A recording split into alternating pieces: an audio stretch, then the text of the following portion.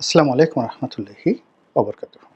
সম্মানিত দর্শক, বাংলাদেশে অনেক দিন ধরেই সেনা শাসনের গুঞ্জন শোনা যাচ্ছে। এটি যে গত ৯ মাস ধরে যে শোনা যাচ্ছে তা নয়। বিশেষ করে ২০১৪ সনের আগে, ধরুন ২০১৩ সনে যখন হেফাজতের ১২ সনে হেফাজতের যে শাপলা চত্বরে মহাসমাবেশ হলো, ঠিক সেই সময় থেকেই নানা রকম গুঞ্জন শোনা যাচ্ছে সেনা শাসনের পক্ষে এবং শেখ হাসিনার বিপক্ষে। এবং যখন আ শেখ হাসিনার বলতে গেলে নির্বাচিত সরকার প্রধান হিসেবে, যার কোনো ভয় থাকার কথা নয়, মানে ২০০৯ থেকে ২০১৪ অবধি, ঠিক সেই সময়টিতেও তিনি সেনা শাসনের আতঙ্কগ্রস্ত ছিলেন। কারণও আছে, তার পরিবার যেভাবে খুন হয়েছে এবং সেনাবাহিনী থেকে পদচ্যুত বিপদগামী যাদেরকে বলা হয়, অবসরপ্রাপ্ত কিছু সামরিক কর্তা, তার সঙ্গে কর্তব্যরত সেনা কর্মকর্তাদের একটা যোগসাজশে ৭৫-এর ১৫ই আগস্ট যে নির্মম হত্যাকাণ্ড ঘটেছে, এর ফলে শেখ হাসিনা ভয় পাবেন সেনাবাহিনীকে, এটাই স্বাভাবিক। তো ২০১৪ সনের পর তিনি মূলত ২৪ সন পর্যন্ত যেটা চেষ্টা করেছেন, পুলিশকে শক্তিশালী করার জন্য। পুলিশের হাতে তিনি মরণাস্ত্র তুলে দিয়েছেন এবং সেনাবাহিনীর বিকল্প শক্তি হিসেবে পুলিশকে তিনি গড়ে তোলার চেষ্টা করেছেন। এর ফলে কি হলো, সেনাবাহিনীর একেবারে অধস্তন কর্মকর্তা থেকে শুরু করে শীর্ষ পর্যায়ের কর্মকর্তা, হাতে গোনা কিছু কর্মকর্তা যারা একেবারে ক্ষয়ের কাছে ছিলেন, শেখ হাসিনার জামানাতে যাদের আঙ্গুল ফুলে বটগাছ হয়ে গেছিল, তারা ছাড়া প্রায় সবাই অসন্তুষ্ট ছিলেন। এর বাইরে বিডিআরের যে পিলখানা হত্যাকাণ্ড, এটি সেনা কর্মকর্তাদের মনে এক ধরনের বিষক্রিয়া তৈরি করেছে, এখন অব্যাহত আছে। এবং সবাই সেনাবাহিনীর যারা কর্মকর্তা, তাদের একটা বিরাট অংশ মনে করতেন যে শেখ হাসিনার সরকার এবং ভারত যৌথভাবে কাজটি করেছে, মূলত বাংলাদেশের সেনাবাহিনীর উপর প্রতিশোধ নেওয়ার জন্য।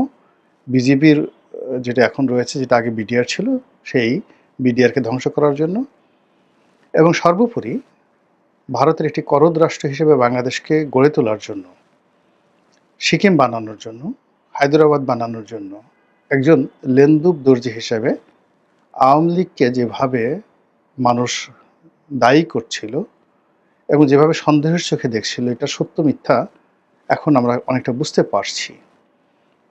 তো সেক্ষেত্রে শেখ হাসিনার বিকল্প হিসেবে মানুষ সবসময় সেনা শাসনকে কল্পনা করত। ২০১৪ পরে শেখ হাসিনার ক্ষমতা বাড়তে থাকে এবং এটি বাড়তে বাড়তে একেবারে এমন পর্যায়ে চলে যায় যে ২০২২-২৩ সনে শেখ হাসিনাকে স্পর্শ করবে এরকম লোক আমাদের দেশে ছিল না। এমনকি ইউরোপ আমেরিকাও তার মেজাজ মর্জি বুঝে চলাফেরা করত। তার একক কর্তৃত্ব, তার ক্ষমতা তাকে অনেকটা লৌহ মানবী থেকে আরও ঊর্ধ্বস্তরে নিয়ে অনেকটা হীরক মানবী হিসেবে তাকে প্রতিষ্ঠিত করে ফেলেছিল।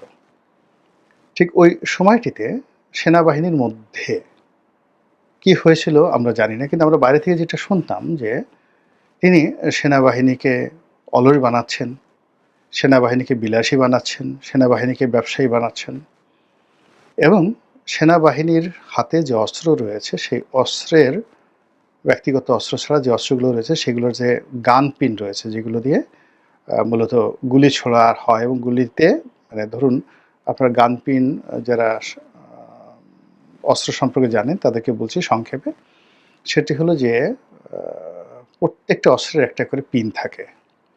মূলত যখন ট্রিগারে চাপ দেওয়া হয়, তখন ওই পিনটা যখন গুলির উপর আঘাত করে, অমনি ওই গুলিতে আগুন ধরে যায় এবং সেটি প্রবল বেগে ছুটতে থাকে লক্ষ্যবস্তুর দিকে। তো এই অস্ত্রের, যে কোনো অস্ত্রের যদি সেই গান পিন খুলে নেওয়া হয়, তাহলে ওটার আর কোনো কার্যকারিতা থাকে না। তো বাইরে যে গুজবটা ছড়িয়ে পড়েছিল যে সেনাবাহিনীর যত অস্ত্র রয়েছে, সব অস্ত্রের যে গান পিন, এটা শেখ হাসিনা খুলে নিয়েছে, এটা আমরা তখন বলতে পারিনি, কিন্তু এই কথাটা কিন্তু সব জায়গাতে ছড়িয়ে পড়েছিল। এবং সেনাবাহিনীকে ৩ বেলা খাবার খাইয়ে দামি দামি গাড়ি দিয়ে, তারপরে তাদেরকে লেফট রাইট কম করতে হবে, ইচ্ছা করলে ছুটি নিয়ে বিদেশে যেতে পারবে, লোন পাবে, প্লট পাবে। এরপরে তারা যদি ইচ্ছা করে বেল্ট নাও পড়তে পারে, এরকম যে বিধান অপশনগুলো নাল করে দেওয়ার ফলে কি হলো, তাদের মধ্যে প্রফেশনালিজম বা দক্ষতা এটা অনেক কমে যায়। আর এরকম যখন একটা অবস্থা হয় তখন অনায়াসে বিদেশি দখলদার বাহিনী বা ভারত, এমনকি মায়ানমারের আর্মি, তারা যদি বাংলাদেশের সঙ্গে যুদ্ধ করতে চায় তাহলে আমাদের সেনাবাহিনীর ভয় পাওয়া ছাড়া আর কোনো কারণ থাকবে না। তো এরকম যখন একটা অবস্থা চলছে তখন সবাই আমরা ধরে নিয়েছি যে সেনাবাহিনী হয়তো বিদ্রোহ করবে। এটা সেনাবাহিনী মেনে নিতে পারে না। উর্দির একটা বিষয় থাকে, অস্ত্রের একটা বিষয় থাকে, ট্রেনিংয়ের একটা বিষয় থাকে। তো সেনাবাহিনীর যে ট্রেনিংটা এটা মূলত তো ভারতকে টার্গেট করে করা হয়। তো সেই ভারতের দাবিদারি করার জন্য তো সেনাবাহিনী তৈরি হয়নি। এটা সেনাবাহিনীর সদস্যরা কখনো মেনে নেবে না। এরকম একটা আশা নিয়ে আমরা সবসময় আশা করেছি যে শেখ হাসিনার সাথে যেহেতু বিএনপি পারছে না, জামাত পারছে না, রাজনৈতিক কোনো রকম সম্ভাবনা নাই।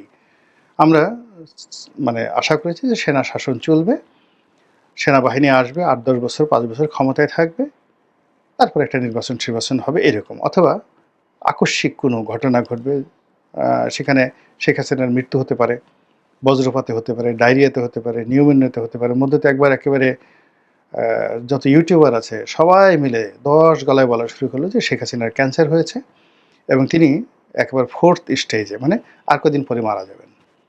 এভাবে খবর ছড়িয়ে দেওয়া হলো। এটা এক ধরনের ফ্রাস্ট্রেশন থেকে এই ঘটনাগুলো ঘটে। কিন্তু বাস্তবে দেখা গেল যে শেখ হাসিনার ক্যান্সার তো দূরের কথা, তিনি আরও শক্তিশালী হয়ে পড়েছেন। তো এরকম যখন সেনা শাসন নিয়ে বিভিন্ন ঠিক বুদ্ধিজীবী মহলে আলাপ আলোচনা হতো, তখন সবাই বলতেছে, "না রে ভাই, এই সেনা শাসন সম্ভব না।" একটা সময় সেনা শাসন সারা দুনিয়াতে জনপ্রিয় ছিল। আমেরিকাই চাইতো সেনা শাসন হোক। বাংলাদেশেও হয়েছে এবং আমেরিকার হাত ছিল। যে কবারই সামরিক ক্যু হয়েছে, বাংলাদেশে ৩ বার সামরিক ক্যু হয়েছে।